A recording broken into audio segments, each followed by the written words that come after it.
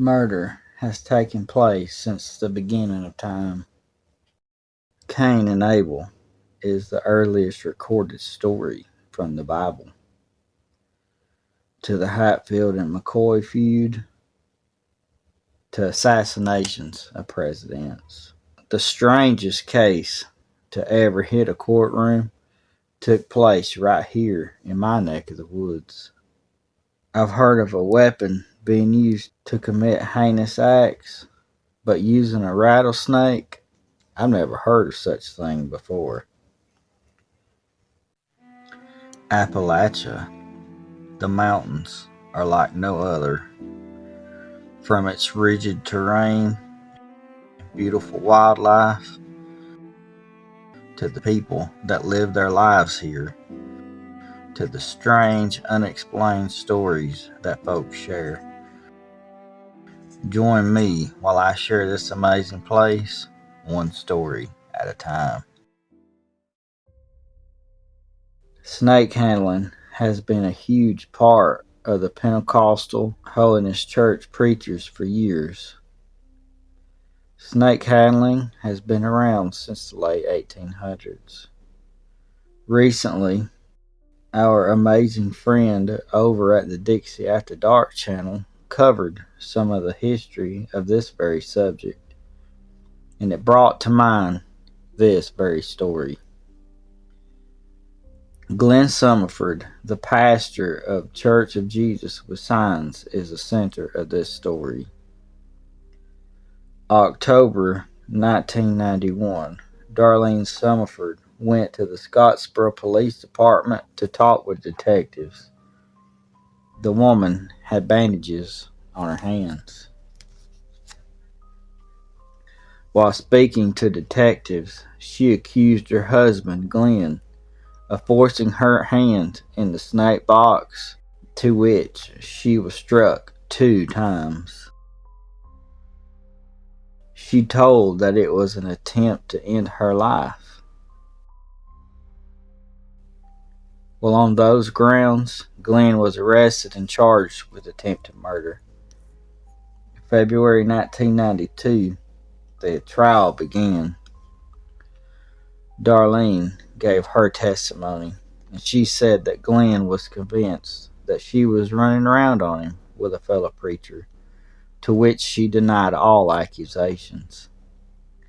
She said in the moment he took a pipe and hit the snake box real hard as to make the snakes really angry.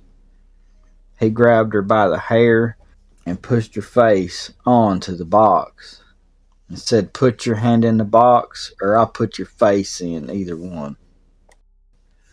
As she did, the snake struck twice. He told her she had to die so that he could marry another woman.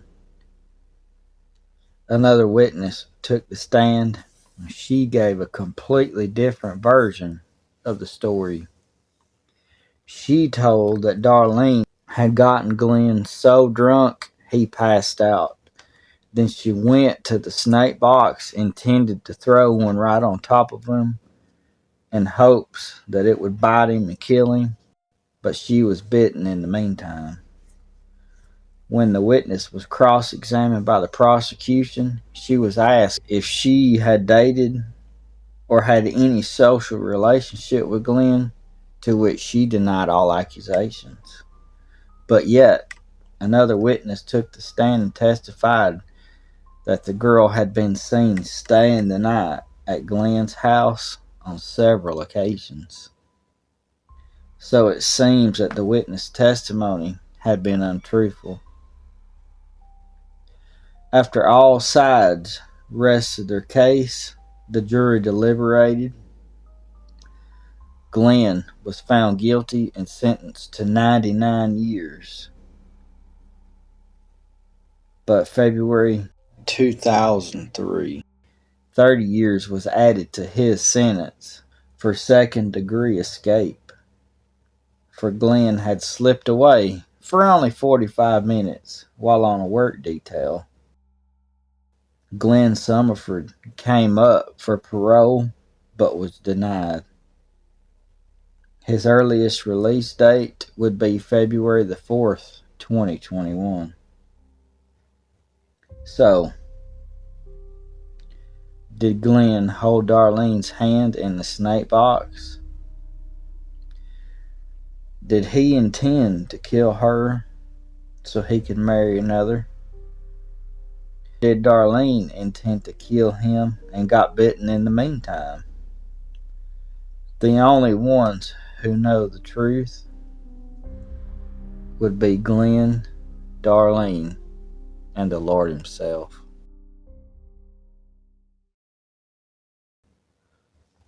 Well, folks, I want to thank you for sitting and listening to the strangest murder trial to ever hit Appalachia.